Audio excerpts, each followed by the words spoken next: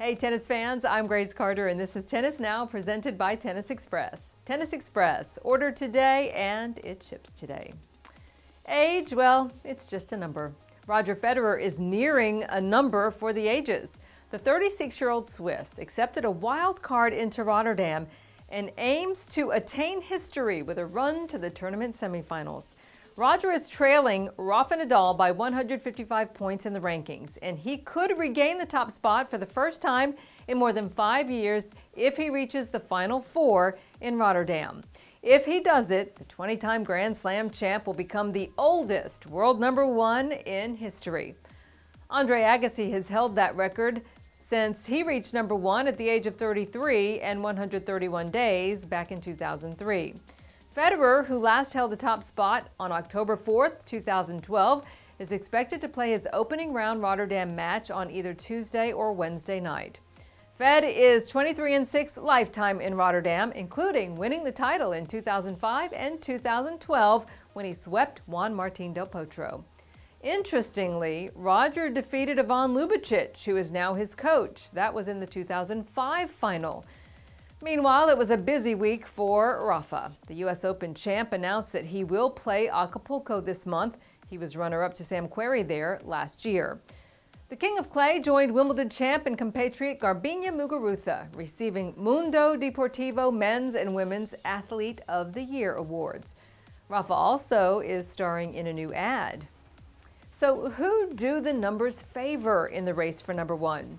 Federer, who likely won't play an extensive clay schedule, will be defending 2,000 ranking points for his Indian Wells and Miami titles from last year.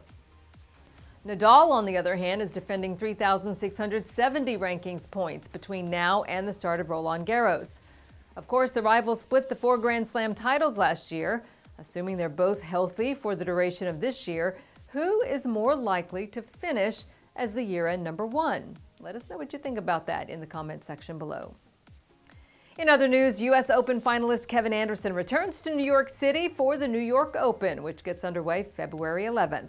3 of the New York area's top arenas, Madison Square Garden, the Barclays Center in Brooklyn, and Nassau Coliseum, have a stake in pro tennis, joining the U.S. Open in Flushing Meadows. Madison Square Garden, which formerly hosted both the ATP and WTA season-ending championships, will stage the Tie-Break Tens exhibition featuring the Williams sisters, Alina Svitolina and Marion Bartoli. That's on March 5th.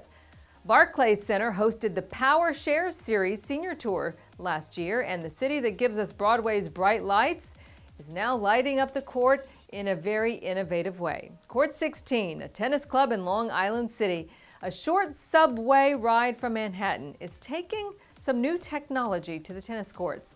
Court 16 is touting itself as the first and only club in the U.S. to use customizable LED tennis courts in the United States. Check out how it looks. The club features a unique cushioned glass floor surfacing, which it says provides maximum cushioning and rebound value. It certainly looks very cool, but how does this stuff play? Well, the club opens this month, so we hope to check it out in the coming weeks, and we'll let you know. And some good news for Novak Djokovic. After undergoing a procedure on his injured right elbow last week, Nole shared some training video this week. Novak looks pretty fit. He hasn't set a definitive date for his return, though. He has been enjoying some time off playing in the snow. Caroline Wozniacki celebrated Valentine's Day a little early, taking a hike near her Monaco home with her fiancé, David Lee. And welcome back Martina Hingis.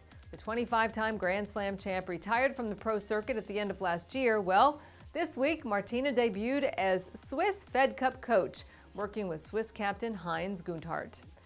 Exciting to see Martina, who has mentored Swiss Belinda Bencic and won the Olympic silver medal with Tamia Baczynski, on the sidelines for Switzerland's Fed Cup tie versus a very powerful Czech Republic squad. And that's our news for this time. I'm Grace Carter. We'll see you next time here on Tennis Now.